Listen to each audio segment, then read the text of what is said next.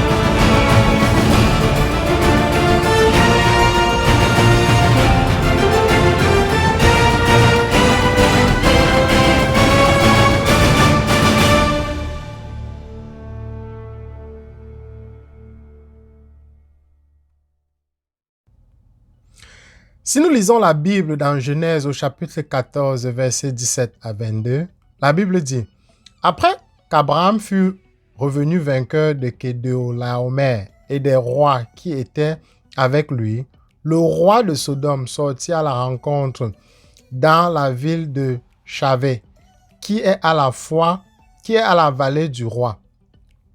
Melchizedek, roi de Salem, fit apporter du pain et du vin.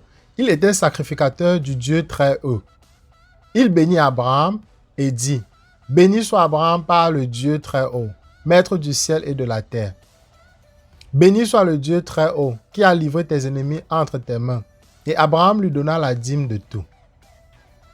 Verset 21, la Bible dit, « Le roi de Sodome dit à Abraham, « Donne-moi les personnes et prends pour toi les richesses. » Verset 22, Abraham répondit au roi de Sodome, « Je lève la main vers l'Éternel, le Dieu Très-Haut, maître du ciel et de la terre. » Nous voyons dans ce verset ou dans ce passage du texte que, au terme des combats qui ont opposé Abraham à ses adversaires, qui avaient capturé Lot et les siens, il surgit un homme qui n'a rien à voir avec ce conflit.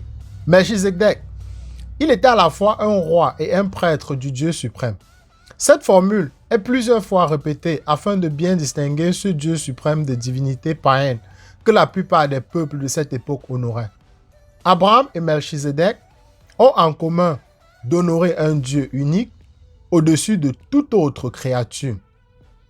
Mais seul Abraham précise son nom, l'Éternel. Si nous voyons Genèse chapitre 14, verset 22, la Bible dit « Je lève la main vers l'Éternel, Dieu suprême, maître des cieux et de la terre. » Pour sa part, Melchizedek bénit à la fois Abraham et le Dieu suprême qui a donné la victoire à Abraham. Puis, Melchizedek disparaît, tout comme il était apparu. Il disparaît de la Genèse pour faire une courte apparition dans le livre des Psaumes, dans des termes surprenants lorsque l'Éternel dit à son interlocuteur, voir Psaume chapitre 10 verset 4, la Bible dit « Tu es prêtre pour toujours, à la manière de Melchizedek. » Est-ce à un homme que l'Éternel s'adresse? Comment un humain pourrait-il être prêtre pour toujours, pour l'éternité? Certes, la croyance en la vie éternelle après la résurrection permet de valider cette hypothèse. Mais pourquoi à la manière de Melchizedek? Ce psaume 110 est cité plusieurs fois dans le Nouveau Testament du fait de son premier verset énigmatique. En hébreu, l'Éternel comme Adonai sont deux termes permettant de désigner le Seigneur. Dieu parle à Dieu. Aussi, le fait que le Seigneur se parle à lui-même dans ce verset a été interprété par Jésus et les apôtres comme un dialogue entre le Père et le Fils de Dieu. Et c'est lui, le Fils de Dieu, qui s'entend dire par l'Éternel. Tu es prêtre pour toujours à la manière de Melchizedek. C'est ce qui va permettre ultérieurement à l'auteur de l'Épître aux Hébreux décrit à propos de Melchizedek.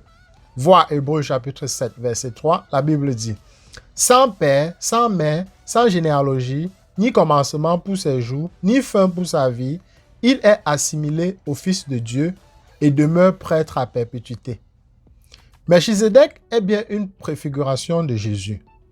Après les psaumes, Melchizedek disparaît de l'Ancien Testament pour ressurgir dans l'Épître aux Hébreux.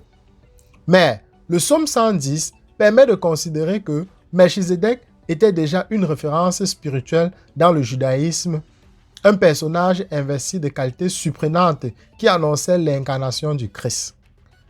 Hébreux 7, versets 1 à 2, la Bible dit en effet, ce Melchizedek, roi de Salem, prêtre du Dieu très haut, est allé au-devant d'Abraham lorsqu'il revenait du combat contre les rois et il le bénit. Abraham lui remit la dîme de tout. D'abord, son nom se traduit roi de justice et il est ensuite roi de Salem, c'est-à-dire roi de paix. Roi de justice et roi de paix.